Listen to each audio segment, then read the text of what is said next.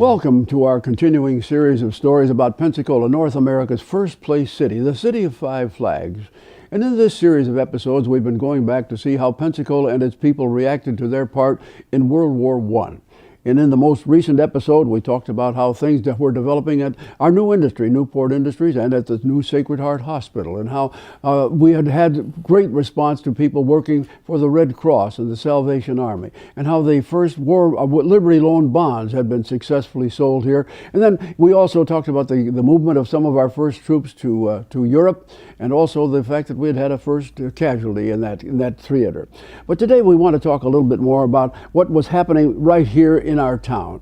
How were people reacting? How did the war itself and the fact that we were now participants, how did that react to the way people lived and dressed and had fun together? And one of the things we would remember is that one of the major things that the community put together almost at the beginning was what they called the Army and Navy Committee. And this committee was set up so that it would produce activities that were fun for the people in the military or those who would come here for special industries. And the Army-Navy Committee, they put together all sorts of things: baseball games, football games, shows, plays, singing. It was a grand success, so much so that when World War II came along some years later, the town repeated the same idea, and once again it worked. Now, what we want to remember, of course, also is that music is something that goes with almost every war. You can trace it back to the Civil War, the Revolution. You can always find wordsmiths and tunesmiths that were at work on these things. And this was certainly true here in the United States, and it got, of course, filtered right down here to Pensacola. Now, we've mentioned that beginning about the year 1900, Pensacola had moved into a new era of music. It was the beginnings of the jazz age. We had a number of wonderful young bands here: John Paul Jones and the Admirals, the Foot Stompers, and others of that kind, who were very popular. And they, of course, were very active as the war went along. And when these new tunes began to come out of Tin Pan Alley in New York, or even out of some British tunesmiths, these bands picked up the ideas and they began having fun with them. They played them for dances, and then, of course, people here began to sing them. Now, I just want to mention some of the things that were very popular here. I apologize for reading the names. I don't want to forget some of the good ones. But by the way, these were most of these popular ones in our country were produced by men whose names were later associated with all sorts of other kinds of popular music. This is Jerome Kern and George Gershwin and George M. Cohan and Irving Berlin. They all were active in putting together tunes that became extremely popular as we went forward in this war. Now, some of the songs, let's see. I'm sorry we can't all sing together on them, but it would be fun if we could. But there's a Long Road to Tipperary, Smiles, Katie, all those were popular early on in 1918. Then A Long, Long Trail of Winding, Pack Up Your Troubles in Your Old Kit Bag, Over There, and then Keep the Home Fires Burning. All of these were songs but we still sing them today, but they were very, very popular here. And they were the sort of thing that kept people kind of on a happier note as the war news was sometimes not so good. One of the things that happened, particularly as these songs became more popular, the Elks Club, which had a fairly large building down on West Garden Street, put together a Friday afternoon sing. They invited anyone who wanted to come. They would usually gather outside because the crowds became so large, and this is what they did. They had a pianist or maybe a small instrumental trio, and they would sing this kind of songs, and people just went away humming and singing and whistling, and it was a good part of the feeling here in Pensacola as all of this progressed. Now, we've got to remember too that literature always is going to play a part in every war, and we begin the story of World War I in Pensacola with the realization that the men who were going into service, the Army or Navy, would need things to read. And so several of the women's clubs came together and began collecting books and magazines and this sort, and putting them in a shippable form and getting them to the men in uniform wherever they might be. Some of them were still here, but most of them were at training camps somewhere else, and that was the first part. And most people today don't realize that back in that period, in the beginning, actually in the 1880s and into World War I, we had a library here in Pensacola. It was a subscription library, was put together by a bunch of private citizens. Their headquarters on North Balin Street, and you paid 25 cents a week to be able to go in and borrow the books that they had. And this library became an agent for collecting books that they felt were no longer going to be needed locally. So they joined the women in putting together big stacks of material that would be sent to the troops wherever they might be.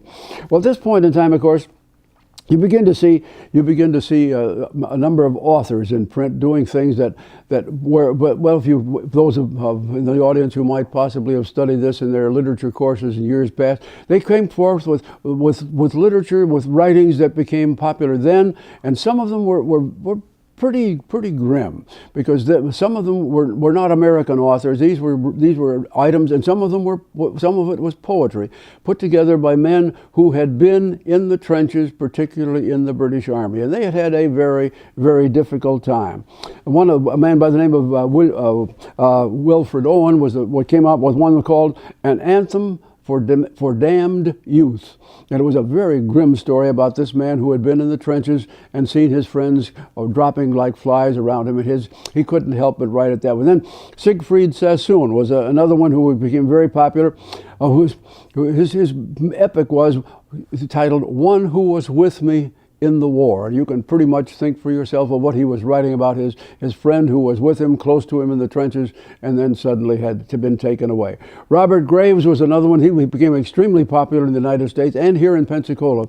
His epic was called Goodbye to All of That. Of course, he was writing again to talk about the people who he had been with overseas and who were no longer alive. Edith Sitwell brought out one right close to the end of the war. It was called Yesterday. And what Miss Sitwell was trying to do, of course, was to show how things had changed in the minds of young people at war once they got into the terrible circumstances of fighting in the trenches. So basically, you have half a number of people writers like this who are well remembered in Pensacola, and their stories help bring back the story of what it was like in Europe. And of course, that doesn't mean that everything that was written was difficult and dark and dreary and unhappy, but because there were a number of light romances that were penned at the same time. I would have to tell you, though, that they were written, they were printed, they were popular for 6 months or so, but I don't think we are going to find them over on the shelves of the library anymore. They were things that were just typical of the things that went on. Well, as we move forward into the year 1918, we're beginning to get more and more stories from the Western Front of how the war is going. Now is when you're beginning to see, well, things that were different. Now, for the first time, Winston Churchill's new invention or new device, or one thing that he promoted, the tank, is now going into action on the Western Front. And of course, at first, General Haig and some of the others are sure that the tank is going to overwhelm the German trenches. Unfortunately, they didn't wait until they had enough of them, and the training was inadequate. So the tank got its beginnings, but it was not a great success. We are still now, as we approach mid-1918, in the time when we are beginning to see more and more use of poison gas. And this is something, of course, that is a terrifying thing for men in uniform. If you go back even today, if you look back some old movies that you might see from time to time, you see that all of the soldiers in the trenches all had this bulky gas mask with them, and with good reason, because if you were exposed to poison gas, your lungs were going to be seriously affected, and the reaction might be fatal.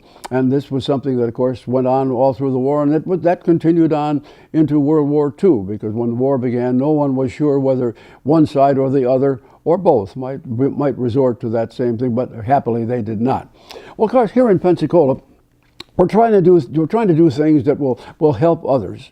By the time we get into the early part of 1918, people here in Pensacola were still not certain of what this Russian Revolution was all about, and because we had men now working with the White Russians, it was a kind of a feeling maybe we ought to help the poor civilians over there, because the stories coming back showed that the Russian civilians were being just horribly overrun and terribly treated. And so believe it or not, we began putting together relief packages for civilians, for Russians here in 1918. Looking back a number of years, you say, well, that doesn't sound like something that we would have done, but indeed we did. This was a continuation of what we had begun in early 1915, helping the Belgians who had been overrun by the Germans. And of course, we had been sending those, I guess we would call them care packages. We had been sending them to Britain all the way through the war, and with very good results. Of course, other things were beginning to happen. Now, people, as the war progressed, for the United States, we moved from a time when everyone had that go-go, rah-rah spirit, very euphoric, felt that we were going to go in there and wipe the Germans out in jig time. Well, of course, that did not happen. And people became more and more concerned. And there was some, now, by the time we get to mid-1918, there is increasing criticism coming of President Wilson, because while he has offered some ideas for a peaceful settlement and an armistice, they haven't worked, and people are beginning to say, now wait a minute, what have you gotten us into? Because you ran for office in 1916 saying he kept us out of war, now you've gotten us into war, and look at what we're having to deal with. And the News Journal, both of the papers down here, did something rather unique. They began to print on the front page a little certificate that they urged people to cut out and sign and send back to the newspaper. And this was called My Pledge to President Wilson. And the people of the Pensacola responded. Now, the idea, the newspaper, of course, would package them up and send them up to north. But people responded in the hundreds. And the newspaper they didn't use pictures a lot back in those days, but they showed a photograph of a large box of these pledges being sent on to Washington. This is, again, about the middle of 1918. By the time you get into the late spring of 1918, people in this country are being faced with something new. Now, bear in mind, the United States had an income tax back during the Civil War, but that had been largely discontinued by 1870. Now the income tax was back as a part of what the national fundraising that was necessary to support the war. And now this created a problem, because a lot of people got these forms, and believe it, I'm sure speaking in the year that we're in now, people would say, well, how could they not understand this? But basically, it was difficult for people to fill out the forms. And that became a public issue. So once again, the American Red Cross stepped forward and said, we will provide people that will help you fill out your income tax. And of course, that worked out just fine. Red Cross was very smart as they did this, because as the person came in, they had got help with the tax. They were also encouraged to make a little contribution to the overseas work of the Red Cross, which indeed people did. And that went on basically the same way. Now, as we get into the latter part of the month of July and August, we now begin to see the troops of the United States as a whole working under the direction of General Pershing, moving on toward battle. And the first one or two that they have, they are very successful. They move forward and do things that the French and the British didn't think they could do. But then, as we move into the latter part of that era, they begin to find a point where General Pershing is overextended. He has tried to do too much for himself. He's got more than 500,000 men in uniform in battle, and something is now breaking down in terms of the support that he had, the logistics, getting the supplies here, getting the trucks to where they should be. It's breaking down, and criticism now begins to rise from the Western Front, from the Allies, and also from some of the newspaper people here in this country. The question is, what are we going to do? How are we going to solve that? And the President of the United States says, well, I'm going to overcome that. I'm going to appoint a second general to divide it up and make sure that things work right. But Pershing, he kind of anticipates this, and he appoints one of his own men as a second to do this.